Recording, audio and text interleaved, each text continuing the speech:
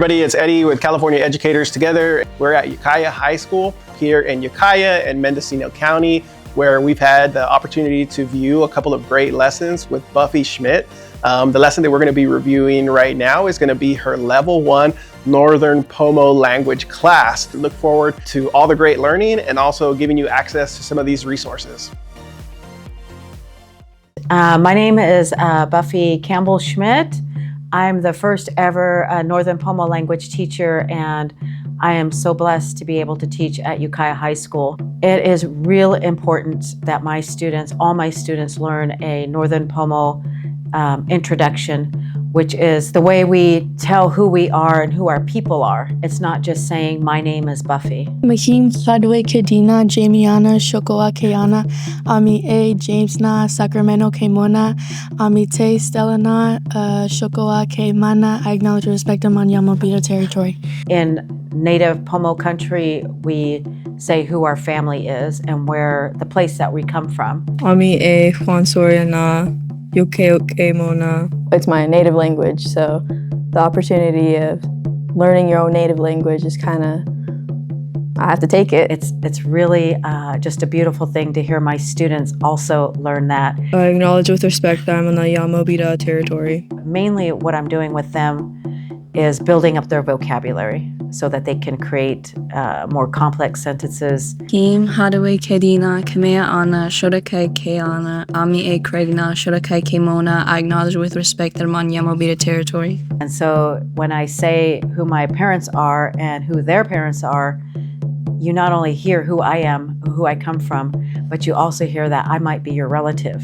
Ha'adawe Kedina, Danica Ana, Shokoa Kemana, Aminte Winelna, Oakland Kemana. I acknowledge with respect that I am on Yamobita's territory. It's a 90-minute class, and I try to make sure that the students have something to do right away. So there's sentences on the board.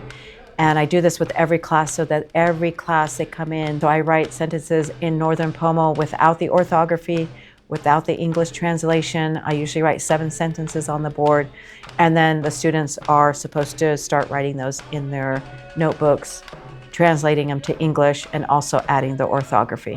So it's really important to acknowledge where we're at, of course, and it's a really big deal to do the native Northern Pomo introduction because not that many people get to learn this language. Northern Pomo, this is the only school that really teaches this language, and you can't find it anywhere else. In today's lesson, we learned about foods. There are 19 food words in Northern Pomo that we're going to learn. In your notes, I want you to write the new words in Northern Pomo and the English translation.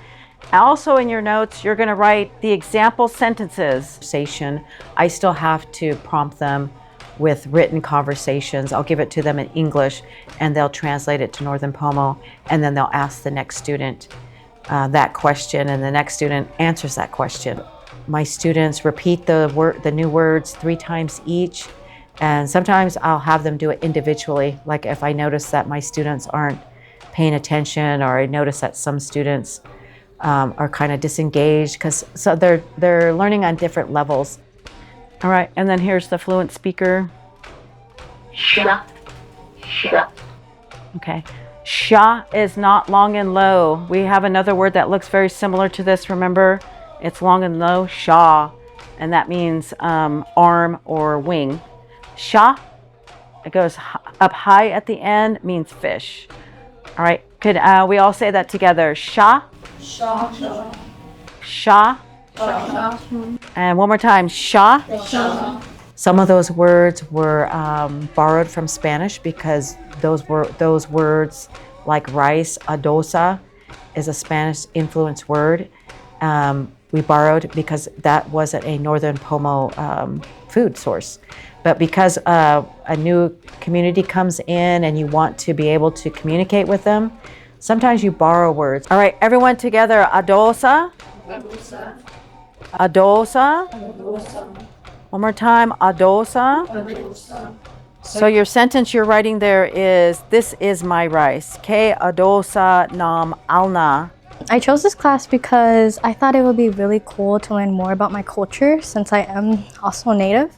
I've had a great grandma who also spoke some of the language. She was a person in the border school of our history, and she was stripped from her language, and it's just like, it's amazing to like have the language come back. I'm like really happy and like amazed that this school here is like the one teaching it. Even my mom was like excited for me to learn the language. And seeing like other people take it that aren't even native, it's like, wow, people do actually care about the language. But we have a connection because this is where we live. This is where we go to work, where we go to school. And the original people were Pomo people. And this is the original native language. So it's really beautiful, and it's healing for this whole community to know that this class is here